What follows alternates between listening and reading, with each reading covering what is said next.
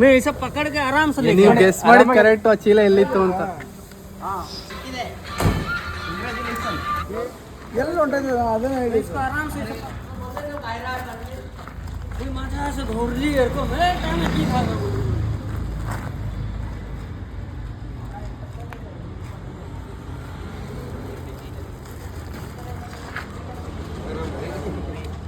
ನೋಡಿ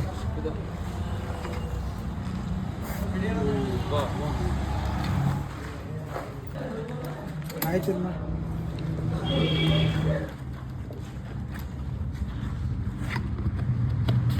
ಅಷ್ಟೆಲ್ಲ ಹುಡುಕಿ ಯಾವ ಸಿಗಲಿಲ್ಲ ಅಂದರೆ ಯಾವುದೊಂದು ಪದಾರ್ಥದಲ್ಲಿ ಆಚೆ ಬಂದಿದೆ ಅಂತ ಅರ್ಥ.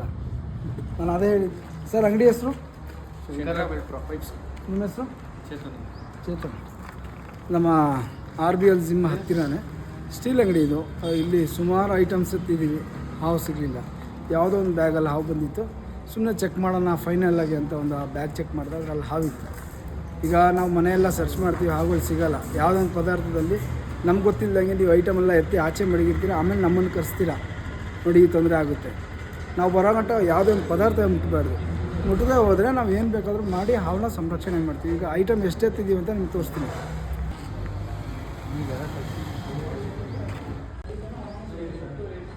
ಪ್ಯಾಕ್ ಮಾಡಿದ್ದೀವಿ. ನಮ್ಮ ಬಾಕ್ಸ್ ಸೇಫ್ಟಿ ಬಾಕ್ಸ್ ಹಾಕಿದ್ವಿ. ಖುಷಿ ಆಯಿತಾ? ಯಾಕೆಂದರೆ ಸಿಗಲಿಲ್ಲ ಅಂದಿದ್ರೆ ಎಲ್ಲರಿಗೂ ಭಯ ಆಗೋದು. ನೀವು ಹೆಣ್ಮಗುಗೂ ಭಯ ಆಗೋದು. ನೀವು ಅಲ್ಲೇ ಇರ್ತೀರಲ್ಲ ಆಫೀಸಲ್ಲಿ, ಅವ್ರಿಗೂ ಭಯ ಆಗೋದು. ಸಿಕ್ಕಿದ್ದಕ್ಕೆ ನಿಮ್ಗಿಂತ ನನಗೆ ಖುಷಿ ಆಯಿತು. ಯಾಕಂದರೆ ಅಷ್ಟು ಕಷ್ಟಪಟ್ಟದಲ್ಲ, ನಮ್ಗೆ ಫಲ ಸಿಗ್ತಲ್ಲ, ಖುಷಿ ಆಯ್ತು ನಮಗೆ ಅಲ್ವಾ? ಸರಿ ಸ್ನೇಹಿತರೆ, ನಾವು ಹೊರಡೋಣ. ಎಲ್ಲರಿಗೂ ಜಯ ಆಂಜನೇಯ. ಸ್ನೇಹಿತರೆ, ಇಲ್ಲಿ 2 ಹಾವಿದೆ. RBL ಜಿಮ್ ಹತ್ರ ಸ್ಟೀಲ್ ಅಂಗಡಿಯಲ್ಲಿ. ಜಯ ಆಂಜನೇಯ.